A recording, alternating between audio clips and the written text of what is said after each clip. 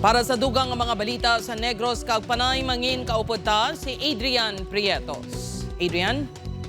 Yes, Jers, mga kapuso, madamo kini salamat. Sa Bacolod City naman, lalaki pilason sang na hit and run sa Barangay Mandalaga. Tag-iya sa auto, padayon, niya ginapangita sa kapulisan. Yaring balita nga itong gintutuga. Naglabay lang ang ini motorista sa Barangay Mandalagan, Bacolod City, apang ginkakibot sini nga may nagahurayad nga lalaki sa tungasang dalan. Sa video, makita nga nagalapta pa sa dalan ang pila ka bahin sa motorsiklo nga natumba. Sunod sa kapulisan, may nagresponde sa biktima nga si alias Ray sang Sagay City apang wala ini nagasabat kag may mga pila sa nagrailain nga bahin sa lawas. Nakainom siya, no? Nakainom siya sang nagluntad atong insidente kag suno sa pagpangusisa sa aton traffic investigator. Allegedly may ara siya na kabangga nga isa ka salakyan. Sa pagpangusisa sa kapulisan, sa pila ka mga nakakita, duag puting auto ang nakabunggo sa motorsiklo.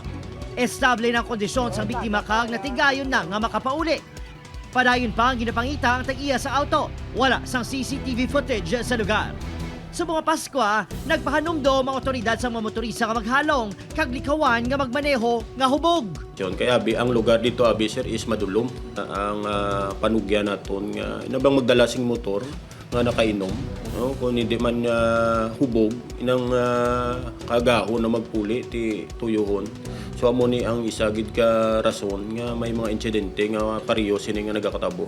Nagapanawagan naman ang mga residente sa LGU nga takdan sang streetlight ang lugar kung sa diin sa Masami may nagaluntad nga aksidente.